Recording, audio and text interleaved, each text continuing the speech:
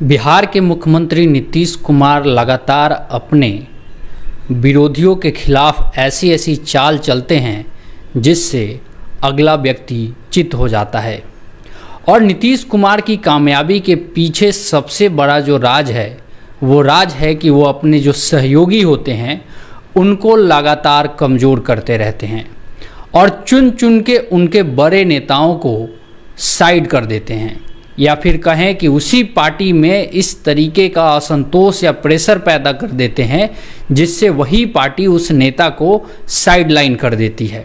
क्योंकि नीतीश कुमार उनके पास एक ऐसा सिक्का है, वही सिक्का जो शोले में अमिताभ बच्चन के पास हुआ करता था। सिक्का का दोनों तरफ जो निशान है वो नीतीश कुमार जी के मन मर्जी से है।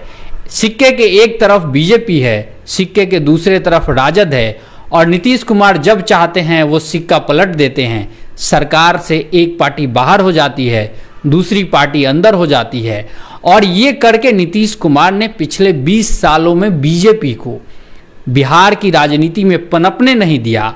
और जो राजद मजबूत थी, जिसके मजबूत नेता सामने दिख रहे थे, आप लोग याद कीजिएगा कितने सारे मजबूत नेताओं का भी नीतीश कुमार जी के मंत्रिमंडल में लफड़ा हुआ।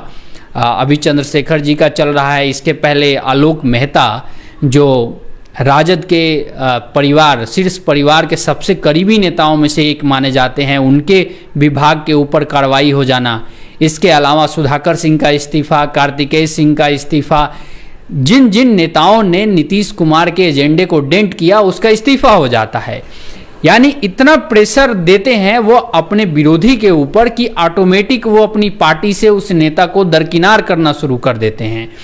अब जब आलोक मेहता जैसे बड़े कद के नेता का अगर बात किया जाए, आप लोगों की जानकारी के लिए मैं बता दूं कि जो आलोक मेहता हैं वो कुशवाहा समाज से आते हैं और उनके समाज का वोट बैंक 9-10% है। इसलिए राजद को ये पता है कि आलोक मेहता का कद क्या है, और जो कुशवाहा वोटर राजद के साथ जुड़ता है वो ज़्यादातर आलोक मेहता और उन्हीं की बात को सुनकर जुड़ता है।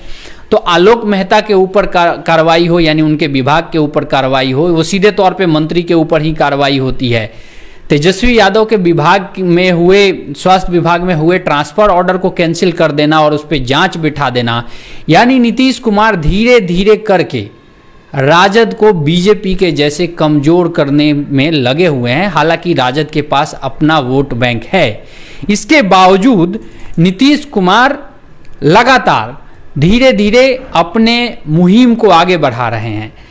याद कीजिए कि जो ललन सिंह काफ़ी मुखर दिख रहे थे, G20 की मीटिंग के बाद से ललन सिंह एकदम साइलेंट हो गए हैं। आप लोग को अंदाज़ा लगाना कोई बहुत बड़ी बात नहीं है आप लोगों के लिए, क्योंकि आप लोग समझ सकते हैं कि G20 की मीटिंग में जिस तरीके से नरेंद्र मोदी और नीतीश कुमार मिले थे, उसके ठीक बाद ललन सिंह जो है वो इंडिया गठबंधन की समन्वय समिति की बैठक में नहीं जाते हैं।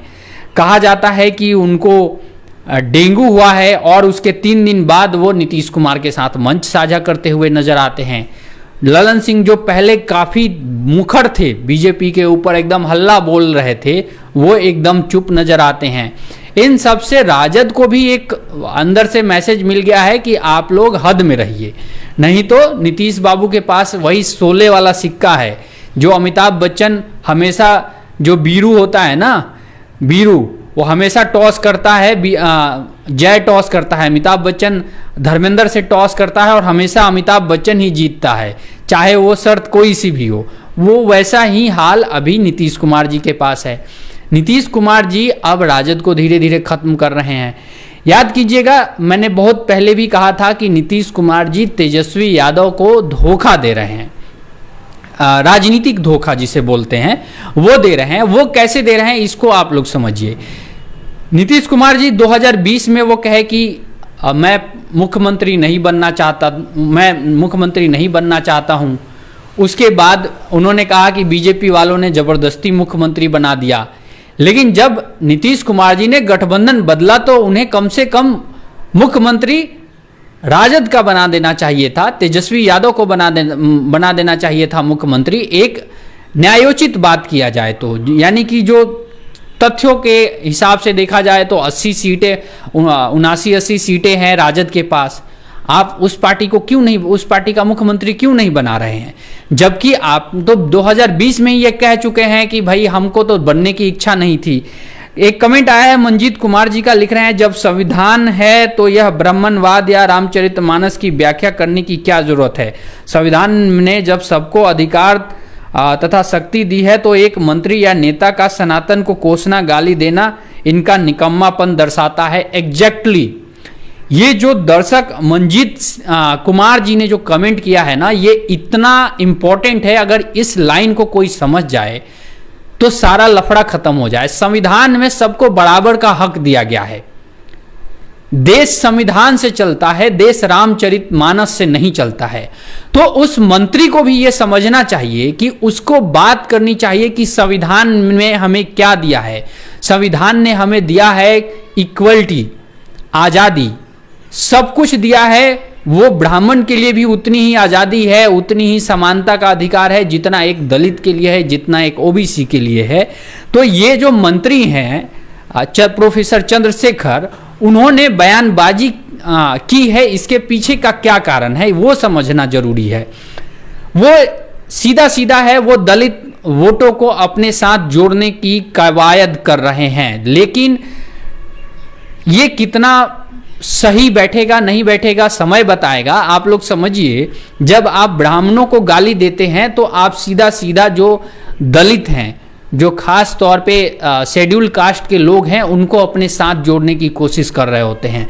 याद कीजिए, बिहार में लगभग 16% के आसपास दलितों की आबादी है। 16% में 6% पासवान समुदाय है, 6% के से थोड़ा सा कम है मुसहर भूइया समुदाय है, जो माझी टाइटल लिखा जाता है, जीतन राम माझी जिसका प्रतिनिधित्व करते हैं।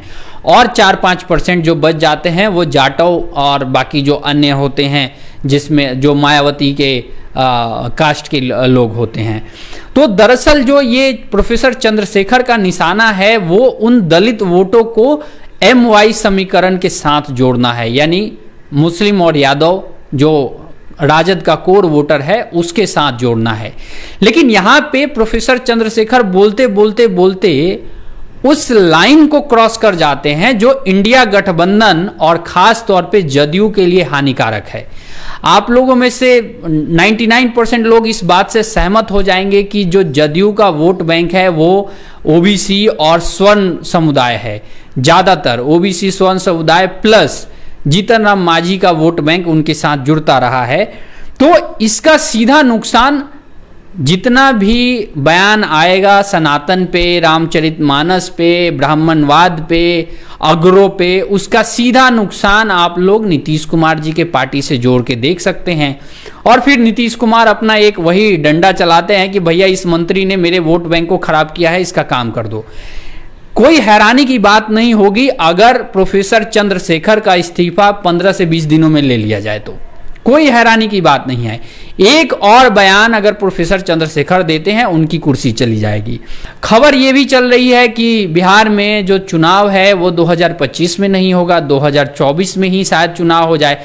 आप लोग इस वीडियो को लाइक जरूर कीजिएगा, इससे मुझे काफ़ी मदद मिलती है और आप लोग का प्यार ये दिखता है कि हाँ, आप लोग मुझे पसंद कर रहे हैं, मेरी वीडियोज़ को पसंद कर रहे हैं।